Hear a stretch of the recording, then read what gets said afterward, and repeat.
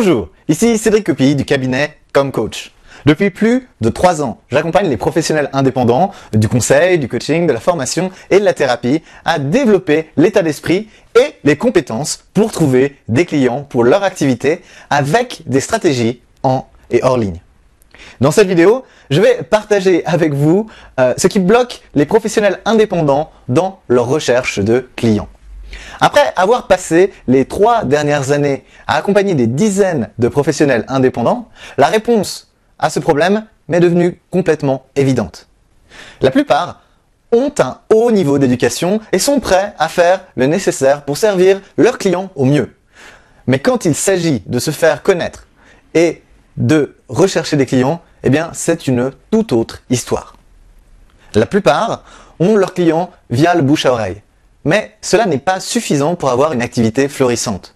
La raison pour laquelle la plupart des indépendants n'attirent pas assez de clients est causée par leur peur du rejet et la façon également dont ils communiquent avec un client potentiel. C'est ce que j'ai pu conclure des sondages auprès des membres de la newsletter ComCoach et des nombreuses conversations que j'ai eues avec mes clients et mes prospects, que ce soit au téléphone ou lors de nos rendez-vous. Voici les choses que j'ai entendues ou lues régulièrement dans des emails. On ne force pas la main. Je ne veux pas me prostituer. Le bouche à oreille, c'est le seul truc qui marche pour trouver des clients. Je n'ai pas le temps de chercher des clients. Je ne veux pas passer pour un marchand de tapis. La compétition est trop forte ou malhonnête. En parlant un petit peu avec les professionnels indépendants qui recherchent des clients, ils admettent que ce qui se cache bien souvent derrière ce propos, c'est tout simplement la peur du rejet ou alors la peur de ne pas susciter d'intérêt chez leur interlocuteur. Vous remarquerez que tous ces commentaires ont tous un référentiel externe. Non seulement les professionnels indépendants ont souvent peur du rejet, mais le fait de se faire connaître les amène souvent à faire un pas en avant pour être vus, pour se faire connaître, puis 2 pas en arrière parce qu'ils redoutent d'être rejetés par encore plus de monde. Alors, si vous essayez de vous faire connaître et que toutes les personnes à qui vous parlez ne vous demandent pas de travailler avec vous, eh bien, quelque part, ça peut être vécu comme du rejet. Et c'est aussi une belle façon de se trouver dans ce qu'on appelle une double contrainte. Un des plus grands besoins humains, c'est d'être accepté et d'être reconnu. Alors, quand on se fait rejeter, eh bien, cela peut réellement être douloureux. Et c'est d'ailleurs pour cela que la plupart des gens ont une peur absolument panique de prendre la parole en public. Ils ont aussi beaucoup de mal à être à l'aise devant une assemblée. Alors, quand on prend personnellement le fait que les gens qui n'achètent pas nos services et que les personnes ne sont pas intéressées par ce qu'on propose et qu'ensuite on en déduit qu'on est un mauvais professionnel qui peut-être n'inspire pas assez confiance ou n'est pas perçu comme étant assez compétent, eh bien, c'est réellement difficile à vivre. Et ce que je veux vous dire, c'est que c'est faux. Vous êtes compétent. Et vous ne devez surtout pas en douter une seconde.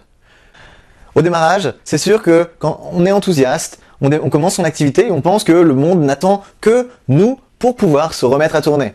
Et que l'aide que l'on va apporter à nos clients, eh bien, va réellement faire une différence et transformer notre aventure dans cette activité en un succès. Et en fait, on pense que les gens vont s'arracher nos services dès qu'on va ne serait-ce que mentionner ce qu'on fait. Donc on en parle avec notre entourage, on parle de notre projet. Et on réalise rapidement que les gens ne sont pas aussi animés que nous sur ce sujet. Alors ce n'est pas votre faute si les gens ne sont pas aussi intéressés parce que vous proposez que ce que vous voulez. Par contre, c'est absolument votre responsabilité de choisir de proposer quelque chose qui intéresse suffisamment de gens pour vous constituer une clientèle année après année. Cela facilite grandement la recherche de clients et en fait, eh bien, ça inverse tout simplement la tendance et fait venir les gens à vous au lieu que ce soit vous qui deviez les poursuivre et essayer de les convaincre qu'ils ont un problème que vous allez pouvoir les aider à résoudre. Cette vidéo fait partie d'une série de 20 vidéos que vous pouvez regarder d'ici quelques minutes en cliquant en dessous sur le lien qui se trouve dans les commentaires.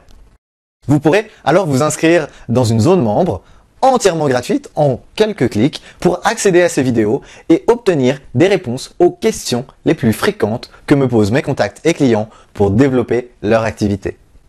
N'attendez pas, cliquez maintenant en dessous de la vidéo pour accéder à ces ressources.